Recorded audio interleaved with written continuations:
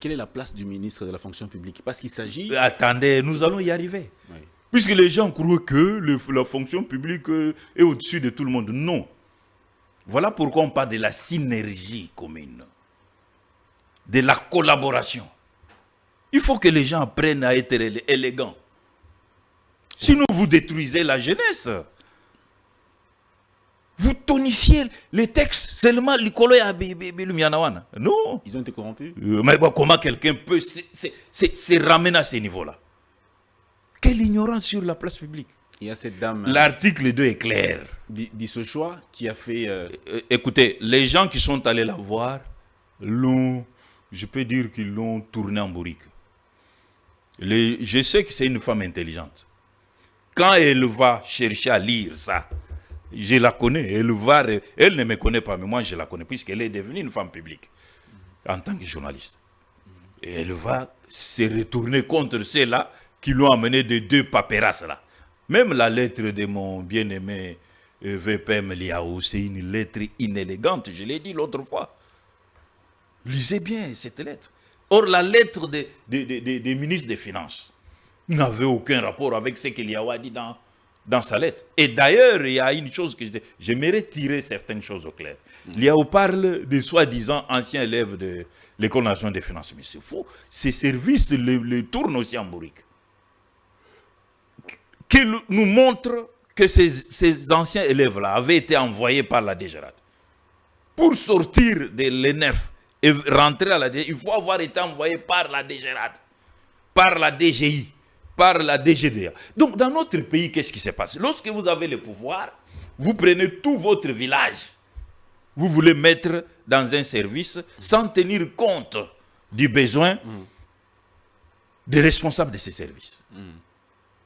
On ne peut rien faire sans se référer au ministre des Finances. J'aimerais rappeler à son excellence, monsieur le ministre de la fonction publique, que tout document qui vient de la DGRAD, sans l'avis ou sans le visa du ministre des Finances, il doit les retourner. Mais puisque vous parlez de synergie, synergie de... Je sais, on va arriver. Ne sois pas pressé. Les textes sont là. D'accord. Je ne les ai pas fabriqués. Je reprends encore les décrets numéro 0058 du 27 décembre 1995, comme disent les Belges, portant création, organisation et fonctionnement de la direction générale des recettes administratives, judiciaires, domaniales et de participation des GERAD en cycle. Ces articles, premiers deux, disent ceci. Il est créé au sein du ministère des Finances publiques. On a dit au sein, pas à côté, mais dans les ministères. Qui dirige le ministère des Finances publiques? C'est leur oncle. Un service public doté, bien sûr, de l'autonomie administrative. C'est ici où il y a abus, surtout quand on nous parachute des DG venus d'ailleurs, qui ne sont même pas des fonctionnaires. J'ai entendu parler de fonctionnaires. Famba est fonctionnaire, messieurs. Donc, la DGRAD Oui. dépend uniquement du ministre... Foncièrement même, du ministre ayant les finances dans ses attributions. Foncièrement. Voilà. Mais quelque part, vous avez parlé de l'autonomie. Il jouit d'une certaine autonomie. Oui, l'autonomie, c'est en rapport... Vous savez, nous avons une rétrocession. Okay. Quand on réalise un certain montant de recettes, par exemple 2 milliards, je prends un exemple. Nous avons là-dedans 10%. 5%, c'est pour les services d'assiette. 5%, c'est pour la DGRAD. C'est sur ces 5%-là qu'on parle de l'autonomie financière ou administrative. Administrative, pourquoi? Oui. Puisque les DG peut, bien sûr, recruter ou proposer à la promotion. Mais sous l'autorisation du ministre des Finances. Ce n'est pas ce que nous vivons actuellement. Vous voyez ça? Ce n'est pas une autonomie au sens indépendante, non. Donc tout mouvement dans ces régies Non, financières... tout mouvement n'est pas... Le ministre n'a pas fait la lettre pour tout mouvement. Il y a eu des raisons. Je vous informe que les agents voulaient se soulever. Comment voulez-vous quelqu'un qui a au moins 25 ans, 27 ans, se retrouve toujours à TA1, mais illettré arrive, 8 mois après, elle est chef de bureau. Mais c'est ça le vrai problème. Que ces journalistes fassent des recherches. C'est ça le vrai problème. On raconte des histoires. C'est pour ça que le ministre a suspendu. Si, puisque les agents se sont plaints et les échos sont arrivés à ses oreilles. C'est ça la vérité. Liaouet, on l'a poussé dans une erreur grave pour un ministre de son niveau. D'accord. Alors, nous continuons. Oui. Nous avons lu les 2 articles dans. Allons maintenant au décret 0059. Ok. Puisque je me suis bien armé pour vous dire que je n'ai pas inventé. Voilà ce que disent les textes.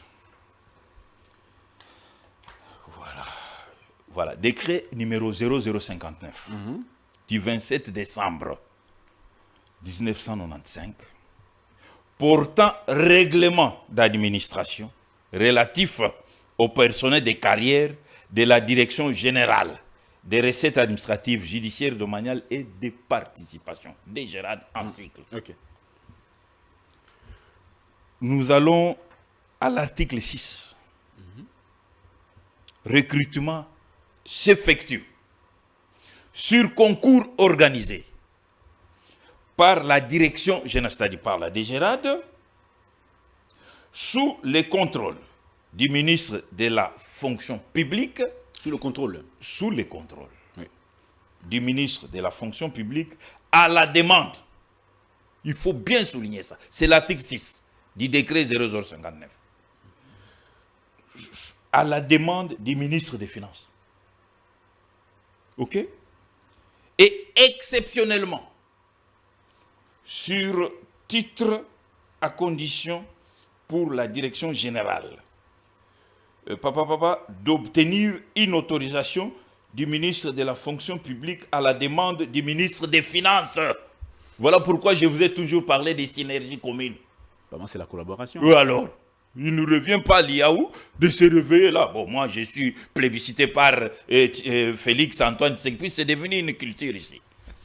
Il peut faire ce qu'il veut. Non. Mais peut-être parce que... C'est une violation de ces textes. C'est lui qui viole les textes, c'est Liaou. Pas le ministre des Finances. Mais Liaou viole à quel niveau? Oui, mais puisque ici, je vous ai lu l'article 6. Il a signé une série d'arrêtés. Mais qu'il me dise à quel moment il était en synergie avec le ministre des Finances. Avant que le ministre des Finances ne soit là. Même avant, puisque ces dispositions ne datent pas d'aujourd'hui. C'est une culture. Attendez. Je vais vous montrer autre chose. Nous sommes en 1982. Puisque les gens croient que ça revient comme ça, comme au ciel. Hein. Non, non. Ça, ce n'est pas un problème de faire la prière pour que ça devienne prophétique. Non. Allons-y. Où est-ce que je suis? Voilà. Ordonnance numéro 82, tiré 028 du 19 mars 1982, portant règlement d'administration relatif au recrutement du personnel de carrière des services publics de l'État. Article 3. Les concours de recrutement prévus au titre 2 du statut sont organisés sous le contrôle du département de la fonction publique, virgule, à la demande des commissaires d'État chargés des départements. Donc Liaou n'a pas le droit de s'enfermer dans son bureau et décider de signer des ordres. Papa, non. Il doit exiger les quitus ou les visas des ministres ayant ces secteurs-là dans ses attributions. C'est ça la vérité. Mais là, on n'a pas cité le ministre des Finances. Attention, alors tu ne m'as pas bien suivi. Ici, on dit ceci. D'ailleurs, à cette époque-là, déjà, n'existait pas. Mais les commissaires d'État aux finances existaient. On dit au pluriel, c'est-à-dire, à la demande des commissaires. C'est-à-dire, ça peut être ministre des Finances, ça peut être ministre de l'ITPR, ou à l'époque, c'était ministre des TPAT, comme on disait à l'époque du maréchal. Ça peut être le ministre de Culture et Arts. C'est comme ça qu'on a mis au pluriel, à la demande de commissaires d'État, au pluriel. OK? À la demande des commissaires d'État, des départements ou des gouverneurs des régions. On va loin, hein? Ou des gouverneurs des régions. Ce qui veut dire que tout ministre peut remettre en cause les arrêtés de M. Liao.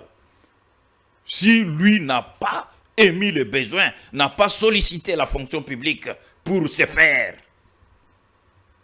Et c'est ça la vérité.